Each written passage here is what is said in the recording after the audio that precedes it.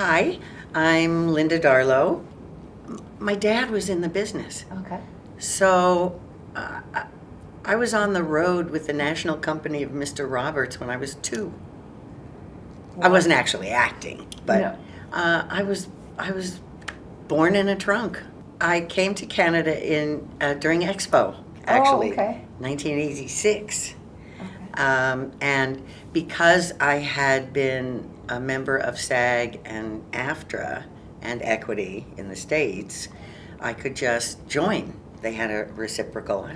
My number's 92. Right. I was always a character actress. Yes. So I thought, oh, there can't be too many of those. I'll be just fine.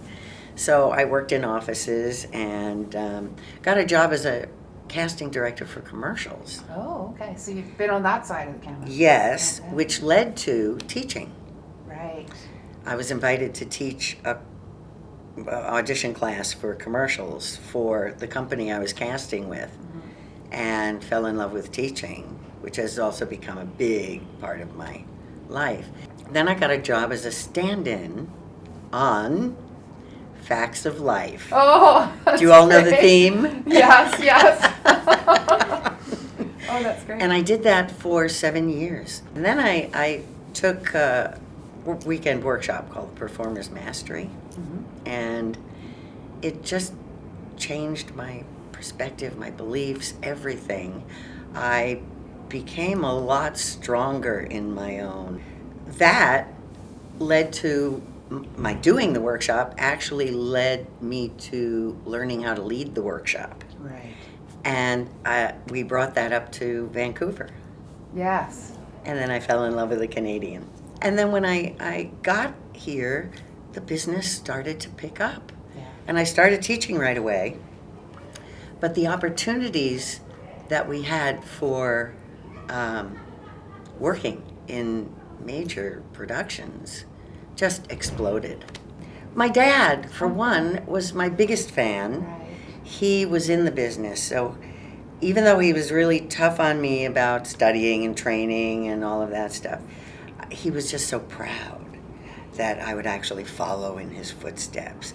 And my acting coach from year 1 was a lady named Mimi Tulin. Great name. And she was tremendous. She was an amazing teacher. Except that she said to me one day, "You're perfect for film." And I was thrilled. And then she said, "However, this is a theater department, so you need to step it up." And I was like, oh. Now, my biggest inspiration is my students. In the 80s, the late 80s when I got here, I noticed that it started to open up a little bit. The professional roles, the doctors, the lawyers, the just CEOs, professional roles, they started to say it could be a woman. And being a character actress and strong, I wound up, usually it would be all of the men and me. There was one show, the women in the production office told the producers that that doctor role had to be a woman or no woman would go to see that doctor. Any other milestones that... Well, the first really big one was leaving LA to move to Canada. Right. And people down there were like, "What are you doing? Where are you going? How could you do that?" I mean, my life is way more important.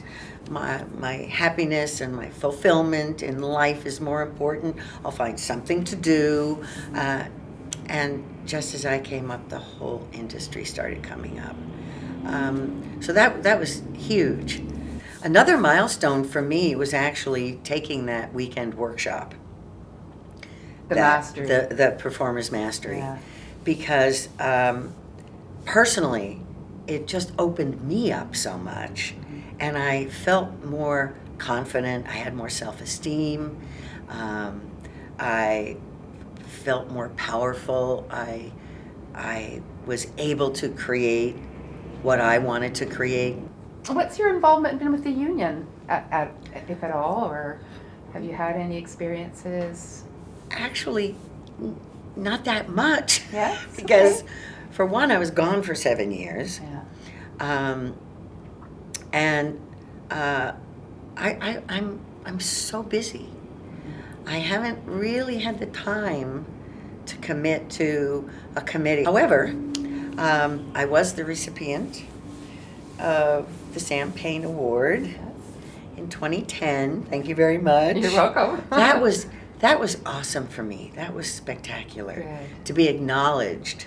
Yeah. I'm gonna cry. And then I was nominated the first season of the UBCP awards. Mm-hmm.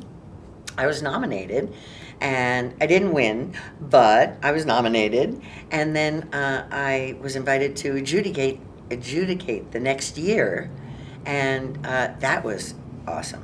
Do you do much stage at all, or any theater, or? I do theater when I can, Mm-hmm. because it takes me out of the film and television arena for the time that the show is running. But every now and then I have to, for my soul. And I don't really look at any individual job I've done as a phenomenal accomplishment, Mm-hmm. Mm-hmm. Except maybe the Hillbilly Cannibal. Okay, what was that one? That was was X-Files, that I was think? the most fun. He wrote this short film about these hillbilly cannibals, Fun. and I got to be Ma. And then he did another short film, and I was an Alzheimer's grandmother. So those were really probably my proudest accomplishments, because they were really deep character stuff, you know. In life, my daughter is my greatest accomplishment. She's 28 and has gone into law. Oh. Thank you. And your book, what's your book I called? wrote a book. What's it called? I can't believe I wrote a book. Audition Craft for Film and TV. Awesome. And again, I think I mentioned it. Lots of credit to Michael Shurtleff, but his book was theater, and I reorganized all the choices and go really into the specifics of the logistics of auditioning for film, and how to take charge in the room, and how to analyze the scene. And it's 200 pages, and it's a manual. It's a workbook. First of all, if you have to do it, you have to do it. If you're passionate and determined, then you have to give it a shot. You just have to, regardless of what anybody else tells you. If you need to self-express in this medium, you have to go for it. But you have to love the process of actually doing it, not just the product, not just the result of booking a job, because you're in the process so much longer than you will ever be actually working. Since you specialize in the audition room, can you give us, I don't know, a quick rundown of how to handle auditions? I know it's a 200-page book and you want to sell your book, but just maybe highlights. Maybe just a little quick. Absolutely. First of all, you have to analyze the material. You have to understand the scene. You cannot say a line unless you know what you're talking about And why you're saying it. and why you're saying it. Yeah. You can't.